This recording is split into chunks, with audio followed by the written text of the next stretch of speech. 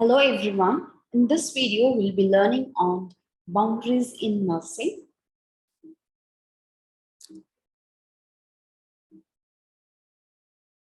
I'm Rima Stanley, tutor at Triple M College of Nursing. So at the end of this video, you'll be able to know what is boundary planning, professional boundaries, and boundary crossings. Now let us see what is the meaning of boundaries. The word boundary is used to denote the personal space, which might be both physical and psychological, that individuals identify as their own. Boundaries are sometimes which is referred as limits. The limits are degree to which in which individuals feel comfortable in a relationship. It's called as boundary.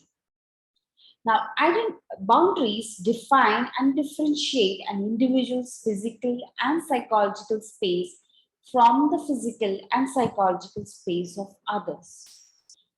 Boundaries help individuals define the self and are part of the individuation process. Individuals who are aware of their boundaries have a healthy self esteem because they must know and accept their inner selves.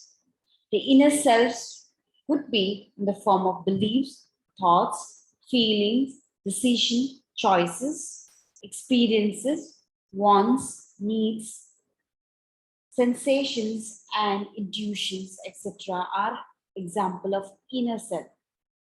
Now, there are different types of physical boundaries, which includes physical closeness, touching, sexual behavior, eye contact, privacy. Example, mail, diaries, door, nudity, bathroom, telephone are example of privacy. And pollutions, example, noise and smoke. So example of invasion of physical boundaries are reading someone else's diary, smoking in a non-smoking public area, and touching someone who does not wish to be touched is an example of physical boundaries which is being invaded. Now let us see the types of psychological boundaries. Psychological boundaries include such as beliefs, feelings, choices, needs, time alone, interest, confidence, individual differences, and spirituality, etc. So example of invasion of psychological boundaries are like being criticized for doing something differently from others, having a personal information being shared in confidence but told to others, being told that one should believe, feel, decide, choose, or think in a certain way are all example of invasion of psychological boundaries. Now, let us see what is boundary planning. Boundaries can be rigid, flexible, or enmeshed. The boundaries of dog and cat can be very good example of a rigid and flexible boundaries. As you can see, most dogs, they want to be very close to their owner or to the people as possible. So if they see their people walking in a room, the dog would likely be all over them. They would be wherever the people are, and they would do whatever they are doing. So dogs have more flexible boundaries. On the other hand, if you see the cats, they have very rigid boundary. So they do only what they want and when they want. They decide how close they want to be with their people. So if a cat notices their people entering a room, but not, but the cat would not even acknowledge their presence until the cat decides the time is right. So this type of behavior is called as a rigid boundary. Now let us see each type of boundaries. The first one is rigid boundaries. So in rigid boundaries, the individuals have rigid boundary, or they often have a hard time trusting others, and they keep others at a distance and are difficult to communicate with. They are they also tend to reject new ideas or experiences and often withdraw themselves both emotionally and physically. Now, to give you an example of rigid boundary, uh, think of a couple, husband and wife, who are seeing a marriage counselor because they were not able to agree on many aspects of raising their children, and it was beginning to interfere with their relationship. So the wife, who runs a daycare service out of their home, and a husband who is an accountant. So the wife says that the husband never once changed a diaper or got up at night with a child. Now that they are older, the husband even refuses to discipline them in a way that it should be. But the husband responds, in my family, my mom took care of the house and the kids, and my dad kept us clothed and fed. That's the way it should be. And it is the wife's duty to raise the kid. And my job is to make the money. So if you see in this instant, the husband's boundary will be considered as a rigid boundary because he refuses to consider the ideas of others or to experience alternative ways of doing things. Now, let us see what is flexible boundary. Healthy boundaries are flexible, and that is, individual must be able to let go of their boundaries and limits when appropriate. In order to have a flexible boundaries, one must be aware of who is considered safe and when it is safe to let others invade the personal space. So, to give you an example, think of a mother who usually takes an hour from say 4 to 5 p.m., her personal space and time, where during this time she takes no phone calls and tells her children that she is not to be disturbed during that hour. And during this time, she either reads or takes a long bath or relaxes herself. However, this one day, um, her private time was interrupted when her 15 years old daughter came home from school crying because she lost her basketball match. So the mother takes her private time to comfort her daughter who was experiencing a traumatic response to the failure. So this is an example of a flexible boundary. However, now sometimes boundaries can be too flexible. The individuals with boundaries that are too loose are likely to be like chameleons. They take their own colors from whomever they happen to be at that time. And this is, that is, they allow others to make their choices and direct their behavior. To give you an example, okay, a nurse who speaks bad about the head nurse to one of the nurse, okay, and after some time, she meets another nurse, and at that time she would speak something good about the head nurse. Okay, so if you in this instant you would see this nurse is communicating differently at a different time based on that person and the situation, right? So this is an example of two flexible boundaries. Now let us see what is enmeshed boundaries.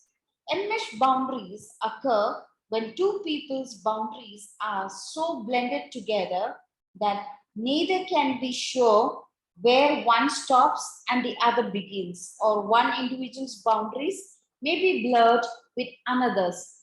So the individual with enmeshed boundaries may be unable to differentiate it to differentiate his or her own feelings, wants, needs from the other person's. For example,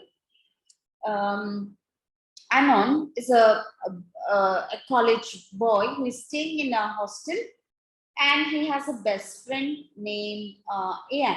Okay, so he gets a call from his parents, who says that they want to come and visit and take both uh, Anon and Yan out for a dinner. So the parents ask, "What is your favorite restaurants?" Immediately, Anon would reply, "Punjabi's restaurant." He responded this because knowing that his best friend Ayan likes Punjabi food, right? So this is an example of enmesh boundaries. Now, how establishing boundaries? How do you establish boundaries? Well, boundaries are established in childhood, and unhealthy boundaries are the products of unhealthy, troubled, or dysfunctional families. And the boundaries enclose painful feelings that have their origin in the dysfunctional family and that have not been dealt with. Now, along with the lack of positive role model in the development of unhealthy boundaries, the results of abuse and neglect can also influence the establishment of boundaries. Now, let us see what is professional boundaries. Professional boundaries are are defining lines which separates the professional therapeutic behavior of a nurse from any behavior which, well intentional or not, could harm or could reduce the benefits of nursing care.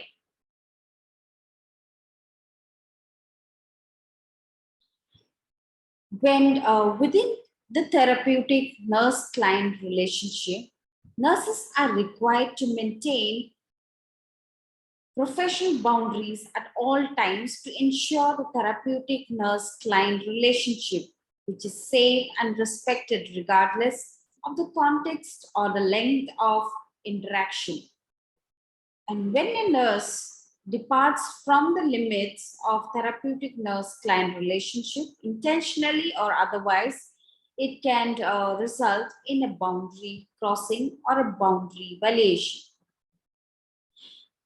Given the power differential in the therapeutic nurse-client relationship, the duty to maintain professional boundaries always lies with the nurse and not the client.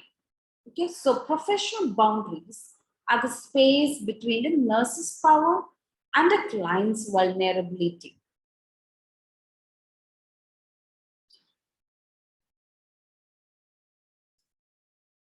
Now let us see what is boundary crossing. Boundary crossings are brief exertions across professional lines of behavior made while attempting to meet clients' therapeutic needs. And they may be purposeful or sometimes unintentional. However, even when the action or a behavior may appear to be appropriate, it is not acceptable if it benefits the nurse and not the patient. While boundary crossing may seem to be insignificant in a single instance, but there is the potential for them to become a boundary violations if the frequency or severity of crossing increases.